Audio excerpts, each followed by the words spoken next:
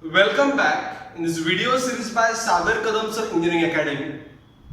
Let's discuss next type number 2 on a beta function. So that example of this type is based on second definition of beta function.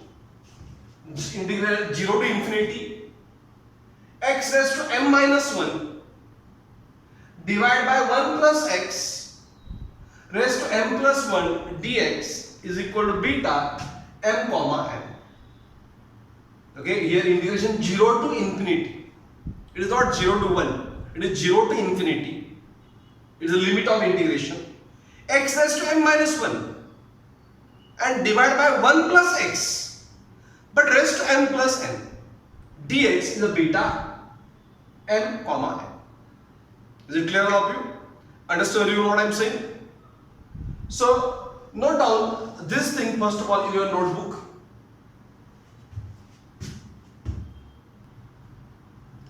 Next, let's discuss numerical on this concept of second definition of beta function.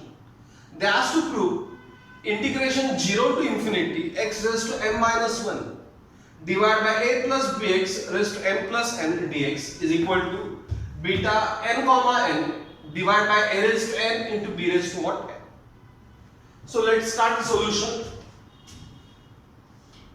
As we are integral I, it is a 0 to infinity x raised to m minus 1. Okay, and as per that second definition, we require it is a 1 plus x, but it is not a. Instead of a, 1 there is a. That's why let's take a common. So it is a raised to m plus n, a common, that's why as whole bracket raised to m plus n, that's why also raised to m plus n. Inside bracket 1 as a is taken common, b by a x, m plus n dx. Is it right, everyone? And therefore we are i's. I'm going to take this as outside. But a m plus n we are going to use property a raised to m, a raised to n. A m plus n nothing but a raised to m, a raised to n. 0 to infinity x raised to m minus 1 divided by 1 plus b by a x raised to m plus n dx. Okay. Now we have to put this as a t, and therefore second part of this numerical. Let's put b by a x is equal to t. Yes, b by a into x equal to t. That's why x is a by b. A get multiplied, b get divided, t. Thus therefore how much dx by differentiating a by b constant, it is a dt.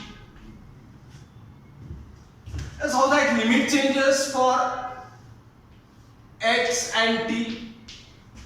As given limit is 0 to infinity x0 TL 0 0 into a by b 0. And when x anything multiplied infinity also infinity, no change. Anything multiplied with infinity also infinity, that's a no change in limit. And therefore we have I, given function I. It is 1 upon a raised to n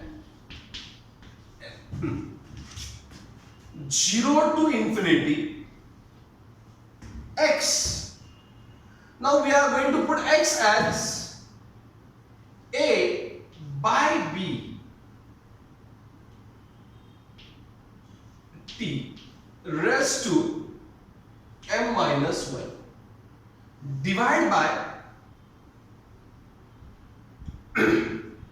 1 plus t, because b by a by x is t, raised to m plus n, and how much dx? It is a by b dt. A by. Okay. So here we are I. 1 upon a raised to m, a raised to n. Let's take that 0 to infinity. Okay, I am going to take that constant outside. So into it is a raised to m minus n 1 and divided by b raised to m minus 1. Is it right, everyone? And here it is a by b. What remains inside integration? It is 0 to infinity t raised to m minus 1 divided by 1 plus t raised to m plus n dt. Is it clear, everyone? Nothing but it is a definition of that beta function. Simply we have to add these things. So up to here, any doubt? Is it clear, everyone, up to here? Okay. So note down these things with understanding.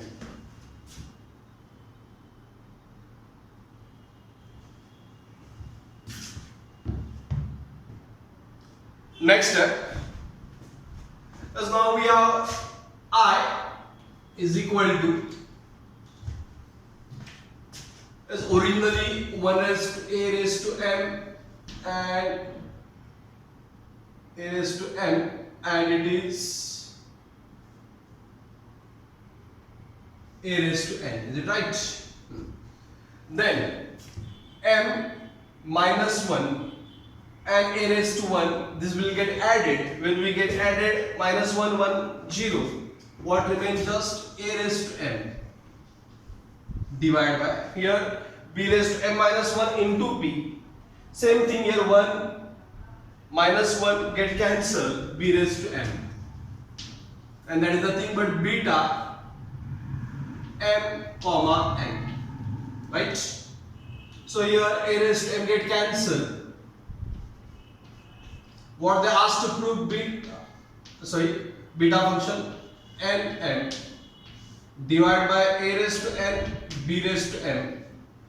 Since we know that beta m comma n is nothing but beta n comma n. Is it right? So what they asked to prove, here we proved. Is it clear, everyone, how we solve this numerical? Understood, everyone? So note down these things with understanding. Hope so you understood this numerical. Thank you very much for watching this video sincerely.